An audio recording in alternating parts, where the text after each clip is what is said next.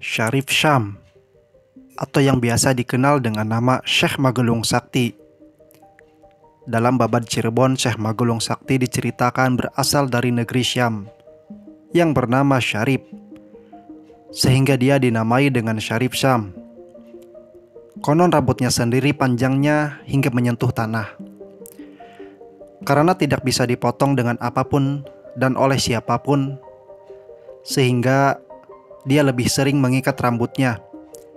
Kemudian dikenal sebagai Syekh Magelung, yang artinya Syekh dengan rambut yang tergelung. Rambutnya hanya mampu dipotong oleh Sunan Gunung Jati. Saat Syarif Syam berusia 7 tahun, dia digolongkan sebagai bocah yang jenius, sehingga menyandang gelar sufi cilik. Inilah yang menyebabkan kenapa dikala itu dia menjadi anak yang diperebutkan di kalangan guru atau ulama di wilayah Timur Tengah. Saat berusia 11 tahun, Syarif Syam telah mampu menempatkan posisinya sebagai pengajar termuda di berbagai tempat ternama. Misalnya Madinah, Mekah, Istana Raja Mesir, Masjidil Aqsa, Palestina, dan berbagai tempat ternama lainnya.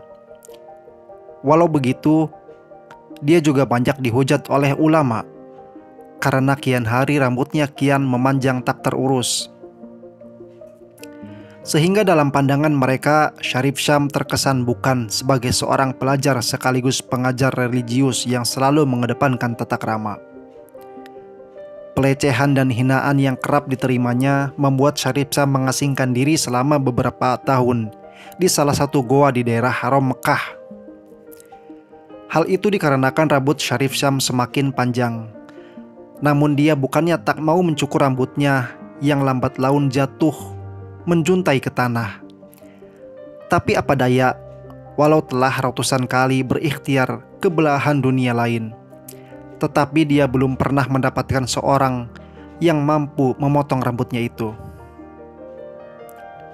Konon sejak dilahirkan ke alam dunia, rambut Syarif Syam memang sudah tidak bisa dipotong oleh sejenis benda tajam apapun. Sehingga pada usia 30 tahun, Syarif Syam diambil oleh istana Mesir untuk menjadi panglima perang dalam mengalahkan pasukan Romawi dan Tartar. Dan disinilah namanya mulai masyhur di kalangan masyarakat luas sebagai panglima perang sakti di antara para prajurit perang yang ada sebelumnya. Betapa tidak jika kala itu kepiawaian seorang panglima perang bisa terlihat pada saat mengatur strategi perang, serta keandalannya memainkan pedang, tombak, serta ketepatan dalam memanah. Namun berbeda dengan Syarif Syam yang akhirnya dikenal dengan sebutan Panglima Muhammad Syam Magelung Sakti. Jika dia mengibaskan rambutnya yang panjang dan keras mirip kawat baja ke arah musuh-musuhnya, akibatnya sudah dapat diduga, para musuh tak ada yang berani mendekat dan lari pontang-panting karenanya. Sampai pada usia 32 tahun, selama 12 tahun kemasyhurannya sebagai sosok panglima perang berambut sakti itu benar-benar tak tertandingi.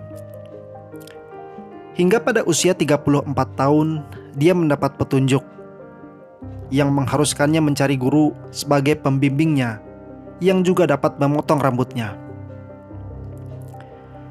Dan tanpa banyak pertimbangan, dia langsung meninggalkan istana Raja Mesir yang saat itu benar-benar amat membutuhkan tenaganya. Konon dengan perbekalan secukupnya dan berteman ratusan kitab, Syarif Syam pun mulai mengarungi belahan dunia dengan menggunakan jukung, sejenis perahu kecil bercadik. Dalam perjalanan ini, dia pun mulai singgah dan bahkan mendatangi beberapa ulama terkenal untuk menerimanya sebagai murid. Di antaranya Syekh Zatul Ulum di Libanon, Syekh At-Tijani di Yaman bagian selatan, Syekh Qawi bin Subhan bin Arsy di Beirut, Syekh Asama Rogondani bin Zubair bin Hasan India, Syekh Muawiyah As-Salam Malaita, Syekh Mahmud Yerusalem, Syekh Zakaria bin Salam bin Zaab Tunisia, Syekh Marwan bin Sofyan Sidrul Muta'alim Campak, dan masih banyak ulama-ulama lainnya yang ia kunjungi. Akan tetapi walau begitu banyak para waliullah yang didatangi, tak satu pun di antaranya mereka yang sanggup memotong rambutnya. Kemudian Syarif Syam ini terus berkelana, pergi dari satu tempat ke tempat yang lain untuk mencari siapa yang sanggup untuk memotong rambut panjangnya itu. Jika dia berhasil menemukannya, orang tersebut akan diangkat sebagai gurunya. Hingga suatu hari dia bertemu dengan seorang petapa sakti, Resi Purba Sahyang Durasasana Prabu Kala Sengkala, di perbatasan Selat Malaka.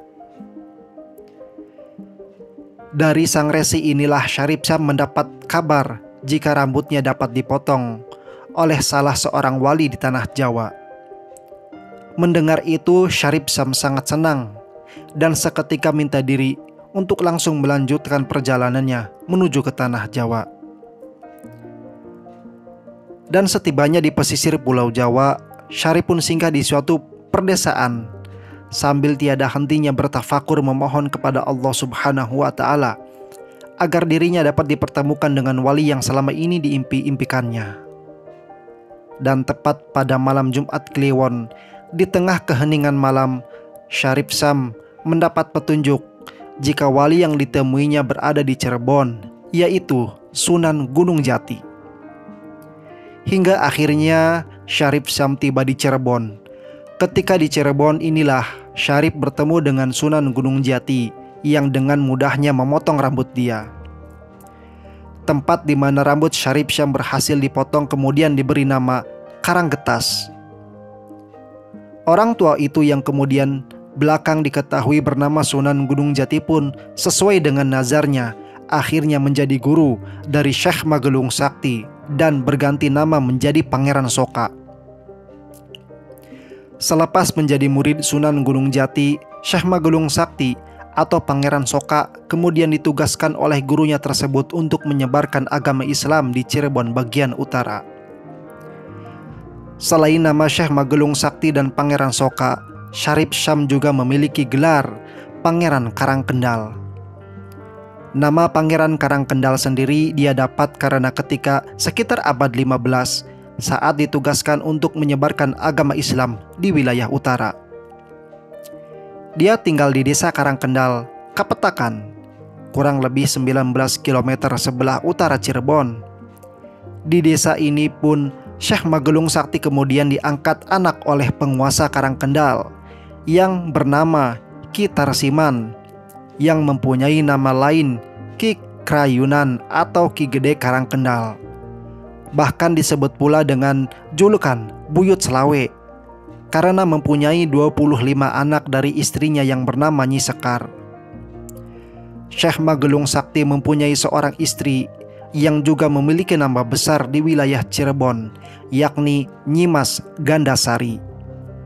Menurut Babad Cirebon, sebelum menikahi wanita sakti tersebut, Syekh Magelung Sakti mendengar sayembara bahwa ada bangsawan cantik bernama Nyimas Gandasari yang sedang mencari pasangan hidupnya. Berita mengenai sayembara tersebut didapatkan saat Syekh Magelung Sakti ditugaskan oleh Sunan Gunung Jati untuk berkeliling ke arah barat Cirebon. Sayembara tersebut menyebutkan barang siapa yang mampu mengalahkan Nyimas Gandasari, maka dia akan bersedia menjadi istri dari orang yang berhasil mengalahkannya dalam adu kesaktian tersebut. Banyak di antaranya pangeran dan kesatria yang mencoba mengikuti sayembara, tetapi tidak ada satupun yang berhasil.